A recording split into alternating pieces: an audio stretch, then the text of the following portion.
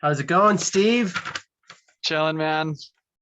You ready for the first episode of the Broadway block? What'd you say? Can you hear me, man? Okay, I can hear you now. What a game, man. What a game. I wish they all could be like that.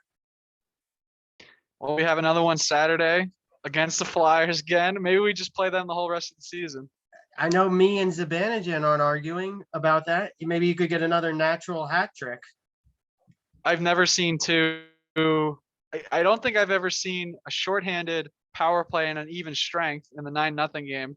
And I don't know if I've ever seen two naturals scored in the same season, let alone back-to-back games against the same team ever.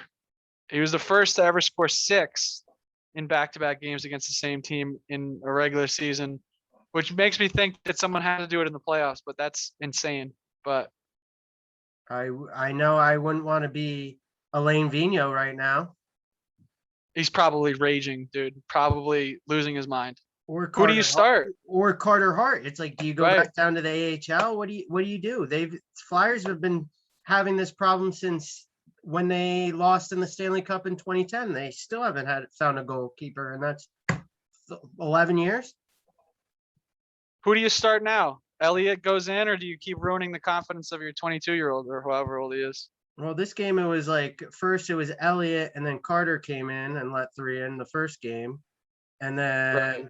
this game was reversed.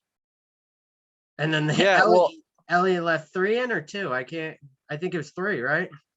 Yeah, 3 goals like the last game. I mean, you gotta be thinking they're going to back-to-back games where they're trying to give Carter a break, and then he's got to come in relief.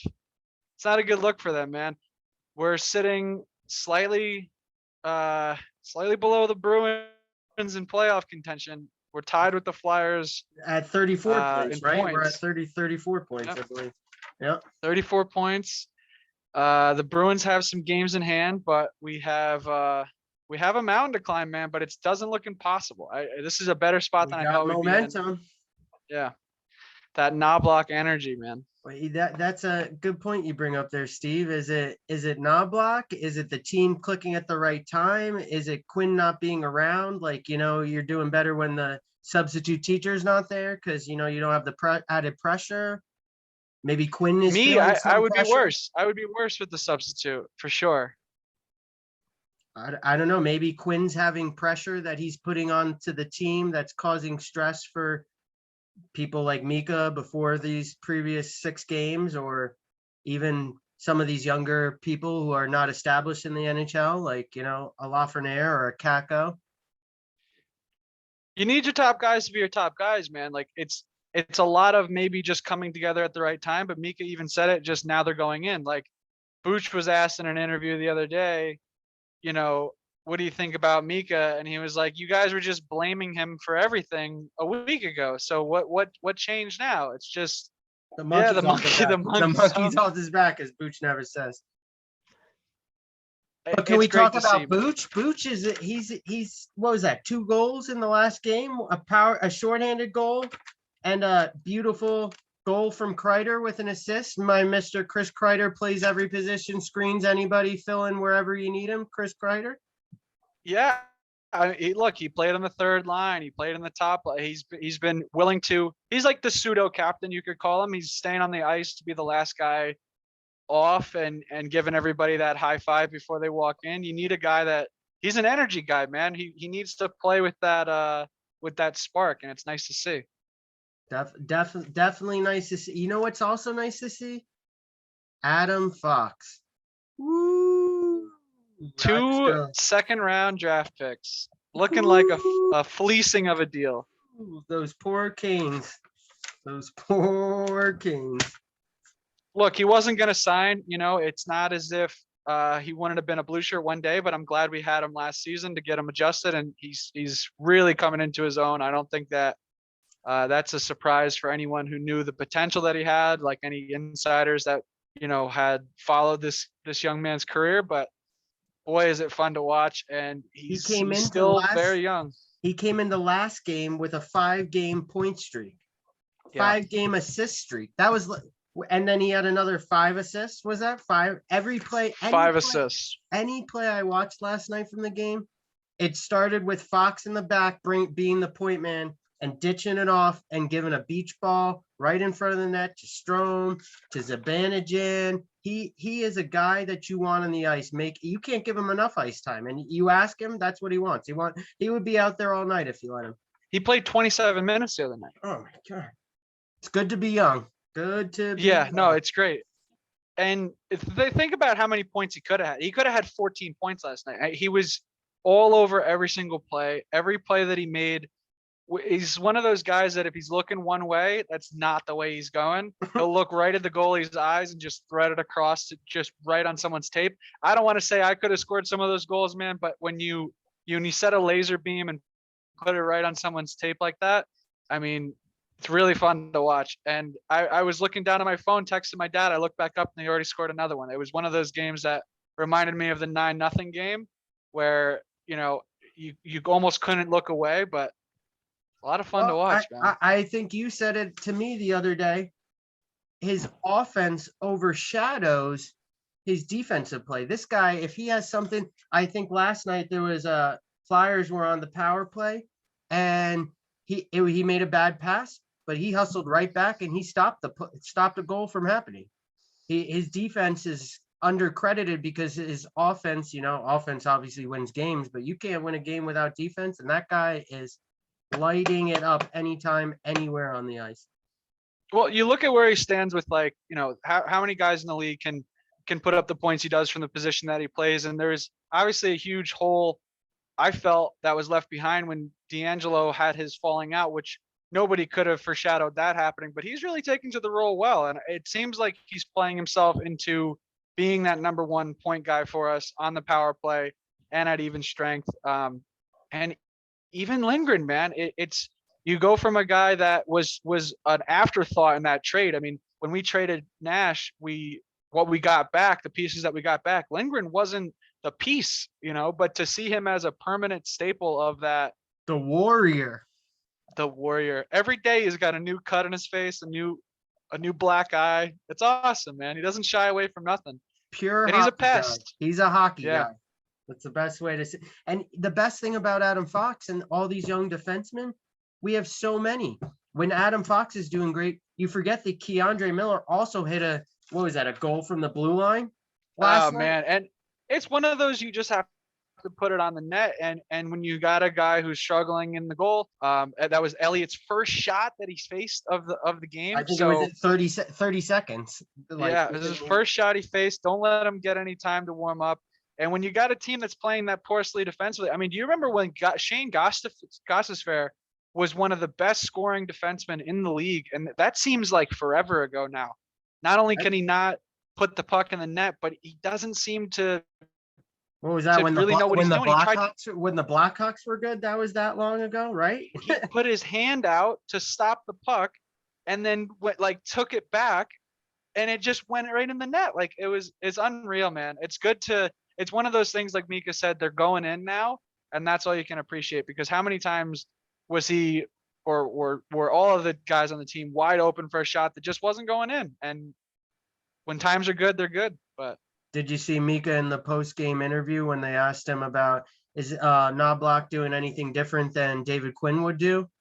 He kind of had I wasn't ready for that kind of question. I don't want to be the guy to say that guy went 4-1. Why Quinn was out, but that guy went 4-1. For anyone who's going to watch this, Joe's a member of the Quinn haters club for sure. No, I like David Quinn, but I just I like when my team's winning, and I can't. I'm a fan of you put the best player out, so it kind of falls down to coaching too. You put the best coach out, and if that's not Quinn, that's not Quinn. Sure, man. I mean, but you got to earn your ice time. If you're a guy like Mika, you probably won't argue that he didn't deserve the. You don't get to play the top line minutes if you're not producing. Someone else will, and it's nice to see him finding a home because, let's just say that we're talking about a week ago. We're talking before the 9-0 game. We're talking before the game from last night. Nobody would have projected that that's where Mika would have been at this point in the season.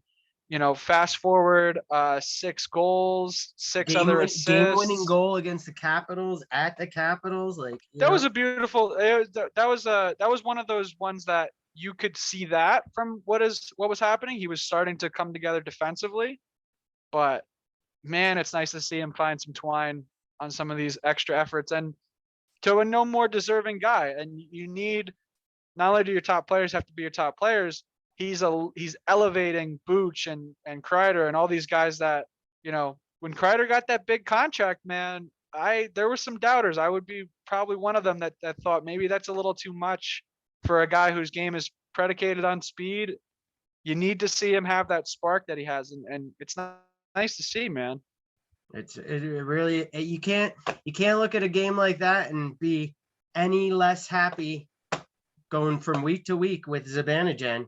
I love it. He's happy. We're happy as fans. That's what you want.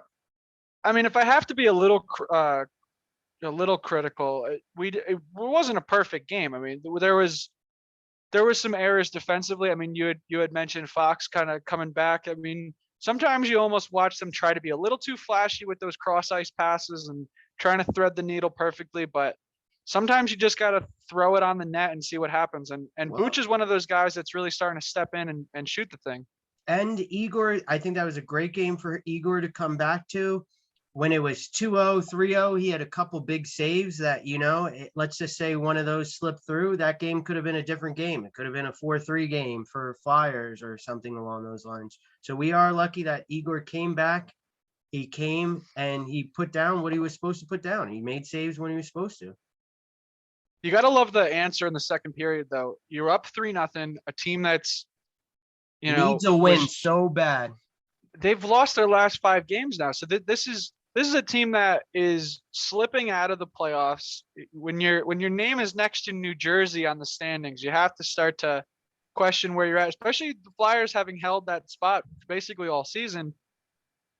You needed an answer in the second period, and how about the Rangers coming out up 3-0, which my dad always says is the worst place to be in a game, is up 3-0, because you start to get a little lax. You start to play, and the team that came out sluggish and slow was the Flyers, and it was 3 goals in 2.5 minutes. And it was one of those moments I looked down to text you or whatever happened, and I looked back up, man, and there's already another one in the back of the net. It's crazy. It's crazy when the team is playing.